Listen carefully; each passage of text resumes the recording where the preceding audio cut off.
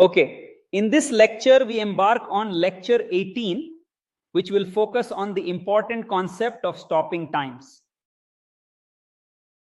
To set the stage, let omega script f, t be our underlying probability space, and consider a random process x, which maps from this sample space omega to script x to the t, where script x is our state space, a subset of the real numbers, and t is an ordered index set, typically representing time. This process is, of course, defined on our probability space. First, we need the notion of a filtration, a collection of event spaces, which we'll denote as script G sub bullet. That is a collection of sigma algebras, script G sub T, each a sub-sigma algebra of script F for each T in our index set. T is called a filtration if script G sub S is a subset of script G sub T for all times less than or equal to t. Think of it as an increasing collection of information. As a reminder, for any random process x, we can define a specific filtration called the natural filtration.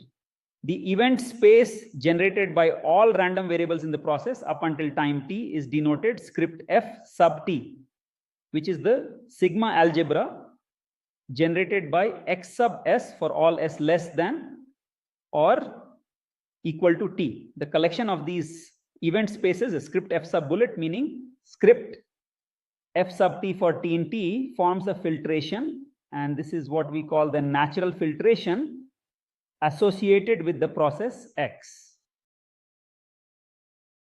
So formally, the natural filtration associated with a random process x mapping omega to script x to the t is given by script f sub bullet, which is the collection of script f sub t for t in t, where each script f sub t is defined as the sigma algebra generated by x sub s for all s less than or equal to t. As a reminder, if we are dealing with a random sequence x mapping omega to script x to the n, natural numbers for time, the natural filtration is a sequence of sigma algebras, script f sub bullet, which is script f sub n for n in n. Each script f sub n is the sigma algebra generated by x1, x2 up to xn. Another reminder, for random sequence x is composed of independent random variables, then the future part of the sequence, say x sub n plus j for j in n, is independent of the event space script f sub n, which is the sigma algebra generated by x1 up to xn, the past and present. Let's consider an example. For a random walk S with its underlying step size sequence X, the natural filtration of the random walk S is identical to the natural filtration of the step size sequence X. That is, the sigma algebra generated by S1 up to Sn is the same as the sigma algebra generated by x1 up to xn for all natural numbers n. This equivalence follows from the fact that for all n, we can express S sub j as the sum from I equals 1 to j of x sub I. Conversely, we can express x sub j as S sub j minus S sub j minus 1, with S0 being 0 for all j from 1 to n. In essence, there is a one-to-one correspondence, a bijection, between the vector x1 through xn and the vector s1 through sn. They contain the same information. Now we can formally define a stopping time, a random variable tau mapping from our sample space omega to the time index set t is called a stopping time with respect to a given filtration script f sub bullet if two conditions are met. First, A, the event that tau is less than or equal to t which is the pre-image of the interval minus infinity to t under tau, must belong to the sigma algebra script f sub t for all t in t. And second B, the random variable tau must be finite almost surely, meaning the probability of the set tau is less than infinity equals 1. Let's build some intuition here. If we observe the process X sequentially, the condition that the event tau less than or equal to t belongs to script f sub t means that this event can be completely determined by observing the process x sub s for s up to time t. The core idea behind a stopping time is that its occurrence or non-occurrence by time t is determined by past and present events, not by future events. That is, given the history of the process up until time t represented by script f sub t, we can definitively say whether the stopping time tau has occurred by time t or not. In particular, the expectation of the indicator of tau less than or equal to t given script f sub t is simply the indicator of tau less than or equal to t itself. It's either 1 if it has happened or 0 if it hasn't, and this is known at time t. A very common type of stopping time is the first hitting time. For a process X and any Borel measurable set A in our state space script X, we define the first hitting time denoted tau sub X superscript A mapping omega to t union infinity as the infimum of all times t in t, such that X sub t is in the set A. It's the first time the process enters set A.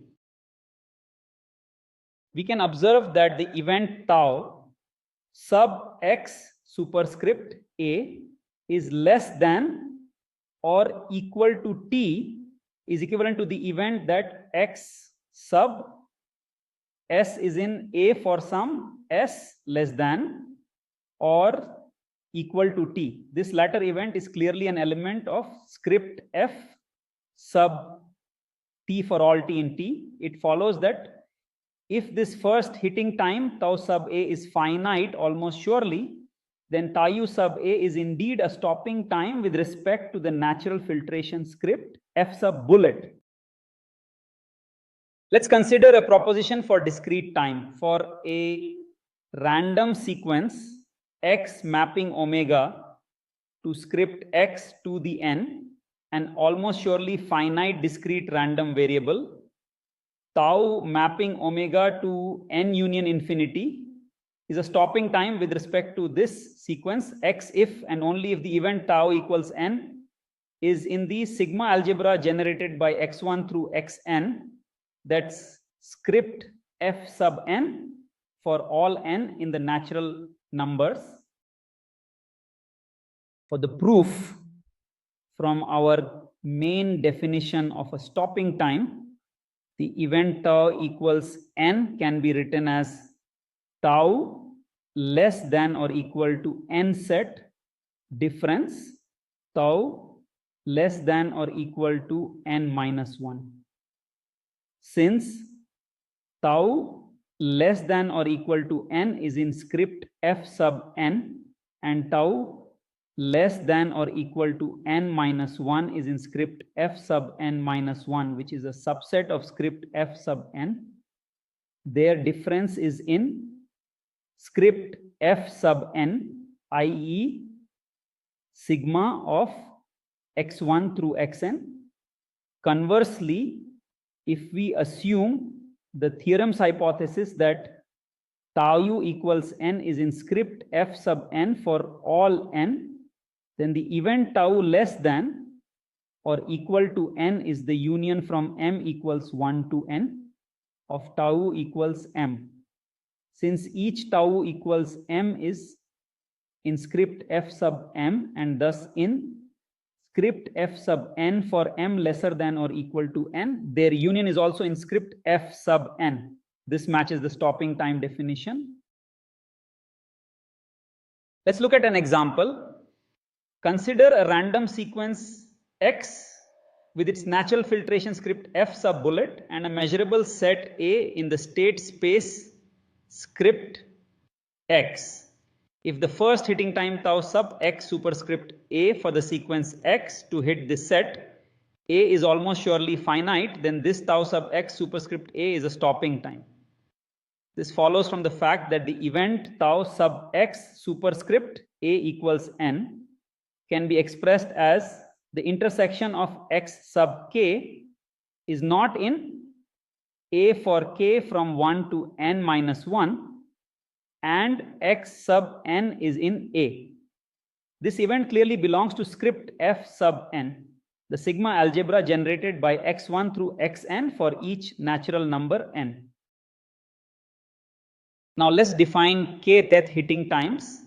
Consider a random process X with a discrete state space script X indexed by non-negative real time. For each state Y in script X, we define tau sub X superscript Y0, the zeroth hitting time to Y as 0.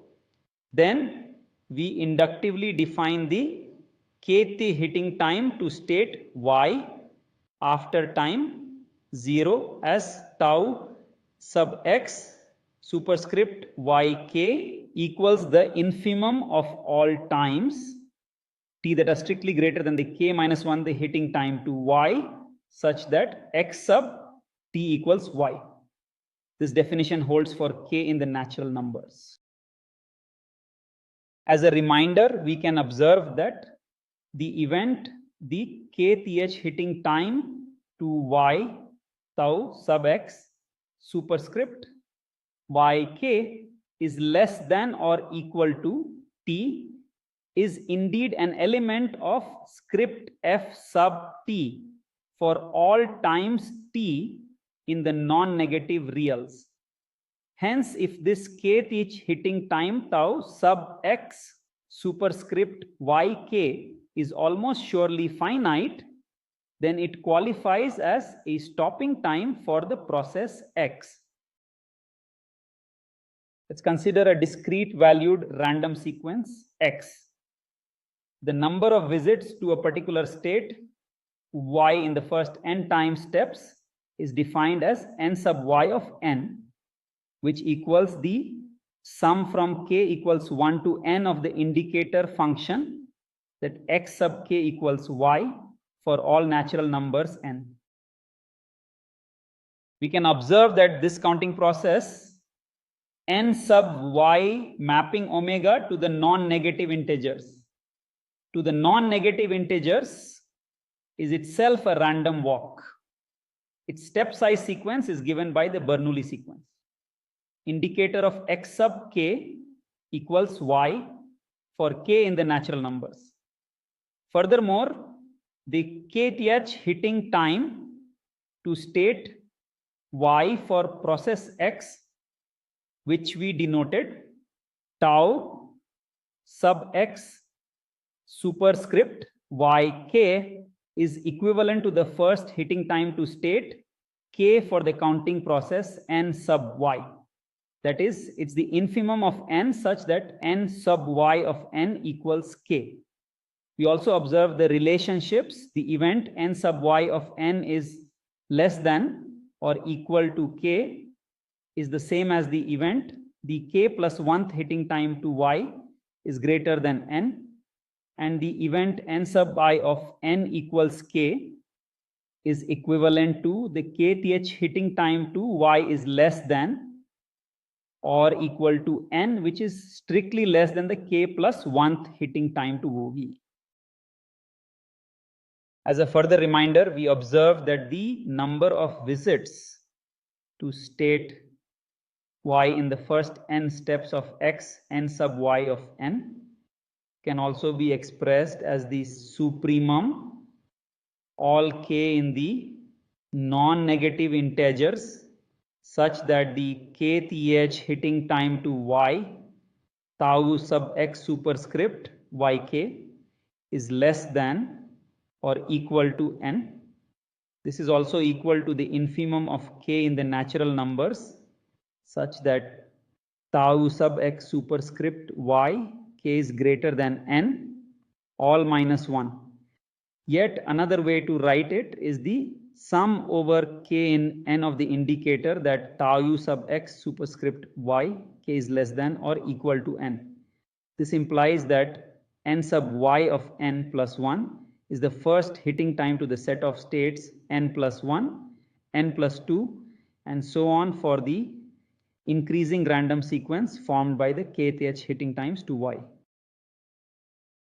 Now let's introduce an important result, Wald's lemma or Wald's identity. Consider a random walk S mapping omega to R to the non-negative integers with IID step sizes X mapping omega to R to the N, which have a finite absolute expectation of absolute X1. Let tau be a stopping time with respect to this random walk S, and critically, this stopping time tau must have a finite mean. Expectation of tau is finite.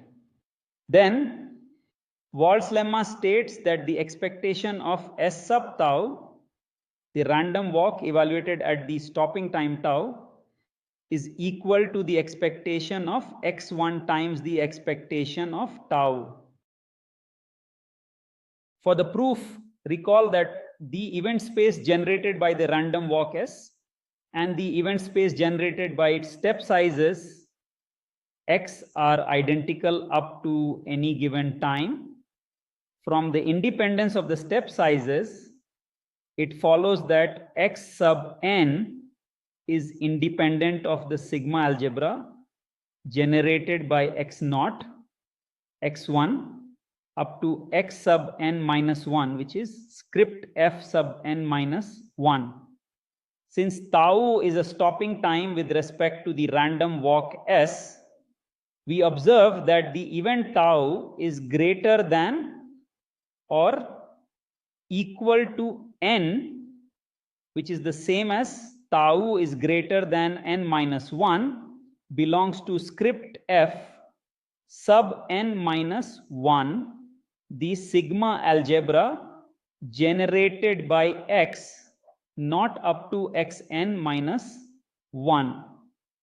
Consequently, the random variable x sub n and the indicator function of tau greater than or equal to n are independent. Therefore, the expectation of their product x sub n times indicator of tau greater than or equal to n equals the expectation of x1, since xn is identically distributed to x1 times the expectation of the indicator of tau greater than or equal to n. Therefore, the expectation of S sub tau can be written as the expectation of the sum from n equals 1 to tau of x sub n.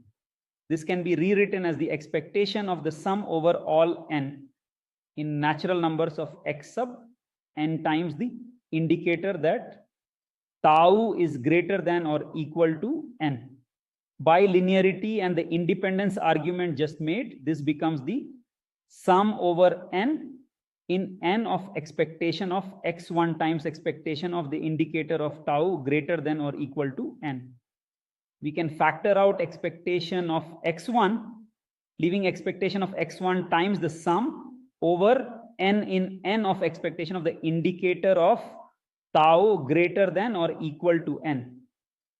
This sum of expectations of indicators is precisely the expectation of the sum of indicators, which is the expectation of tau. So we arrive at expectation of x1 times expectation of tau. We exchanged limit or sum and expectation in the above steps. This isn't always allowed. We were able to do it by application of the dominated convergence theorem, assuming appropriate conditions for it, or Fubini-Tonelli, if all terms are non-negative. As a corollary, consider the stopping time tau sub s superscript I defined as the minimum n such that s sub n equals I for an integer valued random walk s with IID step size sequence x taking integer values. Then the mean of this stopping time, expectation of tau sub s superscript I is equal to I divided by the expectation of x1, assuming expectation of x1 is not 0. This follows directly from Wald's lemma and the fact that at the stopping time tau sub I, the value of the random walk s sub tau sub I is exactly I by definition. Let's discuss some properties of stopping times. Let tau1 and tau2 be two stopping times with respect to a filtration script f sub bullet. Then the following hold true. First, the minimum of tau1 and tau2 is also a stopping time. Second, if the time index set t is separable, then the sum tau1 plus tau2 is also a stopping time. To prove this, let tau1 and tau2 be stopping times with respect to a filtration script f sub bullet, which is the collection of script f sub t for t in t. For the first property, the result follows because the event minimum of tau1, tau2 is greater than t is equivalent to the event, tau1 is greater than t, and tau2 is greater than t. Since tau1 greater than t is the complement of tau1 lesser than or equal to t, which is in ft, it's in ft. Similarly for tau2, the intersection of two events in ft is also in ft. Thus, minimum of tau1, tau2 is a stopping time. For the second property, recall that a topological space is called separable if it contains a countable dense subset. Since the non-negative reals R plus are separable and ordered, we can assume without loss of generality that our time index set t is R plus. It then suffices to show that the event tau1 plus tau2 is less than or equal to t is in script f sub t, for t being R plus. To this end, we observe that the event tau1 plus tau2 is less than or equal to t can be expressed as the union over all rational numbers s in R plus such that s is less than or equal to t of the event tau1 is less than or equal to t minus s and tau2 is less than or equal to s. Since tau1 lesser than or equal to t minus s is in ft minus s and thus in ft as s greater than or equal to 0 and tiu2 lesser than or equal to s is in fs and thus in ft as s lesser than or equal to t. Their intersection is in ft. A countable union of such ft measurable events is also in ft. Now let's discuss the strong independence property and its applications. A key theorem is the strong independence property, often called the strong Markov property in specific contexts. Let x be an independent random process, meaning xt are independent for different t's, which is a very strong assumption.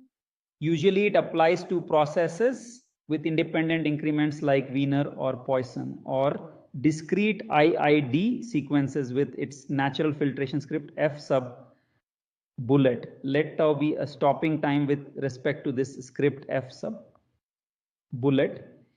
Then the post tau process x sub tau plus s for s in R plus is independent of the history up to time tau x sub s for s less than or equal to tau. We can define the kth return time to a state y for a random process x. This is the interval between two successive visits to state y. That is, for all k in the natural numbers, h sub x superscript y k, the kth return time is defined as the kth hitting time to y minus the k minus 1th hitting time to y. This can also be written as the infimum of s in R plus such that x evaluated at the k minus 1th hitting time to y plus s equals y.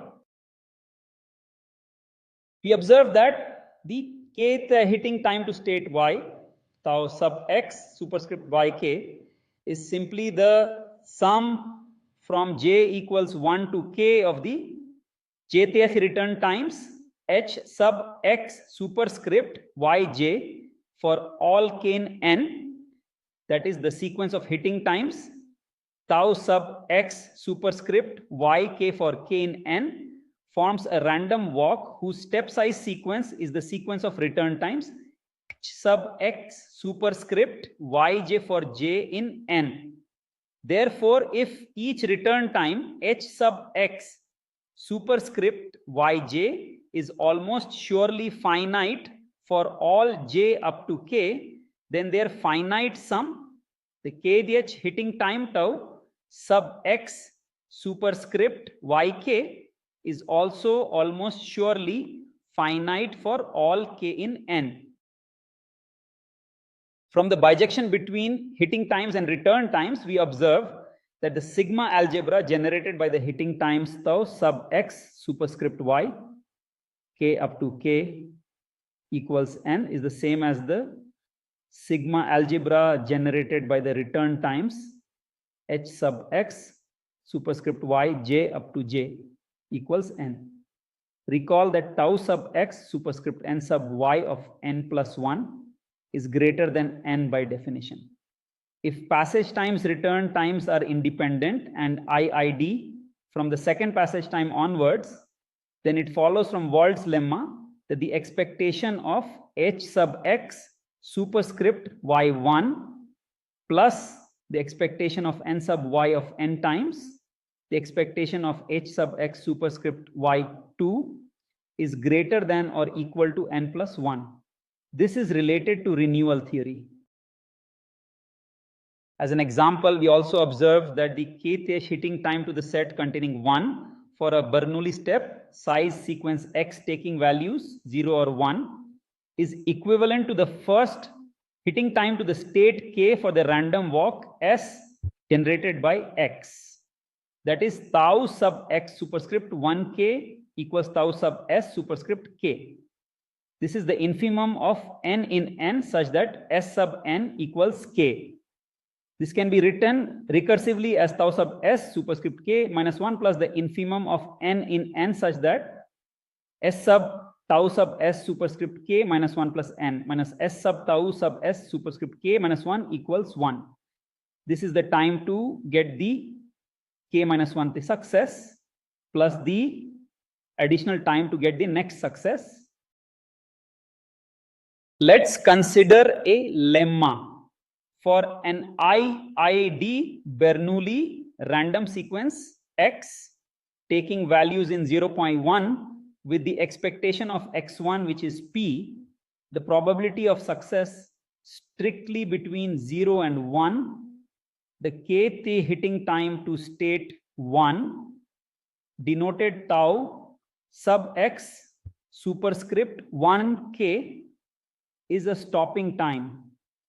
Furthermore, this k is hitting time can be expressed as the sum from I equals 1 to k of y sub I, where y is an I pi d random sequence, and each y sub I is distributed identically to tau sub x superscript 1, the first hitting time to state 1. For the proof, when the Bernoulli step size sequence x is IID with expectation of x1 equals p, where p is in 0.1, we know that the probability of the first hitting time to 1 for the sum s tau sub s superscript 1 equals n is 1 minus p to the n minus 1 times p for all n in n.